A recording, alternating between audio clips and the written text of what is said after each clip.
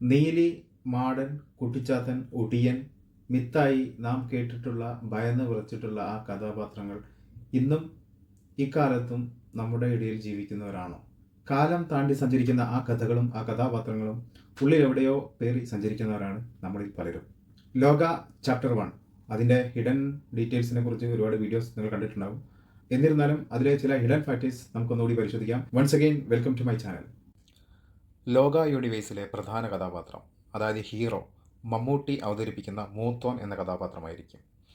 ഈ മൂത്തോൻ ഒരു ഏലിയൻ ആണ്. കാരണം ഭൂമിയിൽ നിന്നും വന്ന ആളല്ല ഈ മൂത്തോൻ, വേറെ ഏതൊരു ഗ്രഹത്തിൽ നിന്നും വന്നത്. അതുകൊണ്ട് തന്നെ ഒരുപാട് സൂപ്പർ പവർ ഉള്ള ആളാണ് ഈ മൂത്തോൻ. ഈ മൂത്തോനാണ് നീലി, ചാത്തൻ, ഒടിയൻ, കടമറ്റത്ത് കത്തനാർ തുടങ്ങിയ ശക്തികളെയൊക്കെ നിയന്ത്രിച്ച് ഒരുമിച്ച് നിർത്തുന്നത്. അത് നല്ല കാര്യങ്ങൾ ചെയ്യാൻ വേണ്ടിയാണെന്ന് നമുക്ക് ഊഹിക്കാം. ഇനി ഇതിലെ പ്രധാന വില്ലൻ കഥാപാത്രം, അതായത് ആൻറ്റി ഹീറോ ഇഫ്താറാണ്. ഈ ഇഫ്താറും ഒരു അന്യഗ്രഹത്തിൽ നിന്ന് വന്നതാണ്. സോ അവർക്കും ഒരുപാട് സൂപ്പർ പവർ ഉണ്ടാകും. ഭൂമിക്ക് പുറത്തുള്ളൊരു ഗ്രഹത്തിൽ ഇഫ്താറും അവളുടെ മദറും മൂത്തോൻ എന്ന കഥാപാത്രത്തെ വേറെ ഗ്രഹത്തിൽ പോയി തങ്ങൾക്ക് വേണ്ട എന്തോന്ന് ചെയ്യാൻ പറഞ്ഞയക്കുന്നതായി ഫസ്റ്റ് ആനിമേഷൻ സീനിൽ കാണിക്കുന്നുണ്ട്. അങ്ങനെ മൂത്തോൻ ഭൂമി കണ്ടുപിടിക്കുകയും ഭൂമിയിൽ എത്തിച്ചേരുകയും ചെയ്യുന്നു.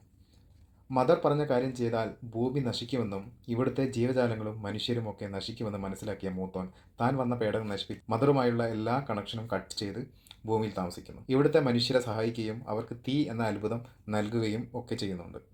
അതെല്ലാം നമുക്ക് ഇതിൻ്റെ ഫസ്റ്റ് അനിമേഷൻ സീനിൽ കാണാൻ സാധിക്കും. സോ മനുഷ്യരെല്ലാം മൂത്തോനെ ഒരു ദൈവതുല്യനായി കാണുന്നു.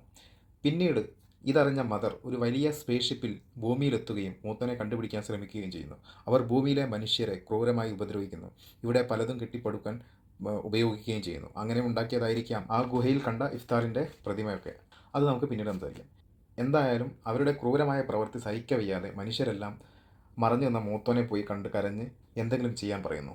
പിന്നീട് മൂത്തോനും മനുഷ്യരും ഒരുമിച്ച് മദറിനെയും സംഘത്തെയും നേരിടുന്നു. ഒരു വലിയ ബാറ്റിൽ. ഒടുവിൽ Moothon മദറിനെ തോൽപ്പിക്കുന്നു, may be വകവരുത്തുന്നു.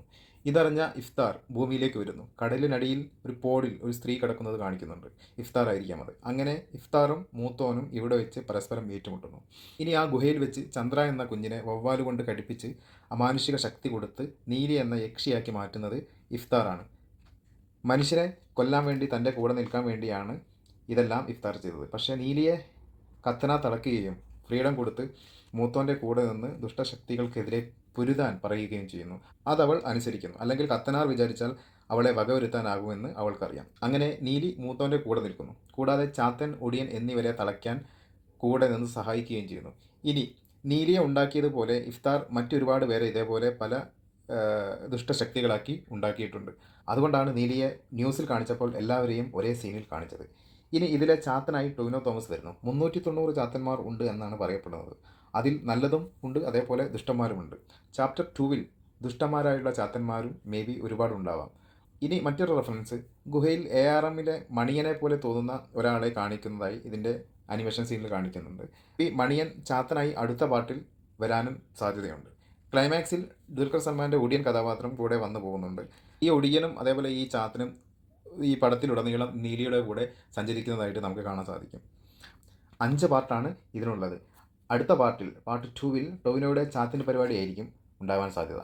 Part 3 ഡ്യൂക്യുവിൻ്റെ ഒടിയനും part 4 സൗബിനും മറ്റു ടീംസും ബാക്കിയുള്ള ശക്തികളെല്ലാം കൂടിയിട്ടുള്ളൊരു മൂവി ആയിരിക്കും പാർട്ട് 4 എന്ന് പറയുന്നത്. പാർട്ട് 5 ആയിരിക്കും ഇതിൻ്റെ ഫൈനൽ. മൂത്തോനും അതേപോലെ ഇഫ്താറും. മൂത്തോൻ്റെ കൂടെ നിൽക്കുന്ന ഈ ചാത്തനും നീലിയും ഒടിയനും ഈ ശക്തികളുമെല്ലാം. പാർട്ട് 5 ആയിരിക്കും ഇതിൻ്റെ ഫൈനൽ. പാർട്ട് 5 മൂത്തോൻ്റെ കൂടെ നിൽക്കുന്ന ആൾക്കാരും അതേപോലെ ഇഫ്താറിൻ്റെ കൂടെ നിൽക്കുന്ന ആൾക്കാരും ഇവരും തമ്മിലുള്ള ഒരു വലിയൊരു ബാറ്റിലായിരിക്കും ഇതിൻ്റെ ഫൈനലായിട്ട് വരാൻ പോകുന്നത്. എന്തായാലും വരാനിരിക്കുന്നത് ഒരു അത്ഭുതമായിരിക്കും എന്നതിൽ യാതൊരു സംശയമില്ല. Anyway, thanks for watching. It's me Vineesh signing off. Thank you.